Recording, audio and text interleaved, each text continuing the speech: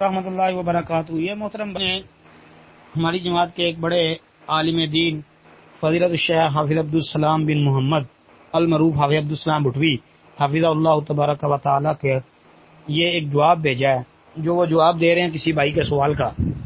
تو محترم بھائی، بس اس میں یہ بات یاد رکھیں کہ کچھ لوگ جو ہیں وہ بھینس کی قربانی کے قائل ہیں، یعنی بھینس کٹا وغیرہ، کچھ کہتے ہیں کہ نہیں کرنی چاہیے، جیسا حضرت حفصہ نے بھی یہ بات ذکر کی ہے۔ بہرحال اس میں اختلاف پایا جاتا ہے۔ ہمارے جماعت کے بہت زیادہ علماء جو ہے وہ بھینس کی قربانی کا جواز فتویٰ دیتے ہیں، جیسا کہ ان کے پاس یہی دلیل ہے کہ لغت کی کتابوں میں یہ بات ہے کہ الجاموس نوع من البقر، کہ یہ بھینس جو ہے یہ گائے کی قسم میں سے ہی ہے۔ تو باقی کتاب و سنت میں بھینس کی قربانی کا ذکر نہیں ہے، یہ صرف لغت کی کتابیں سامنے رکھ کے اس سے مسئلہ حل کرتے ہیں حضرات جو ہیں۔ تو اس میں اختلاف ہے علماء کا، اس میں لڑائی جھگڑا نہیں کرنا چاہیے۔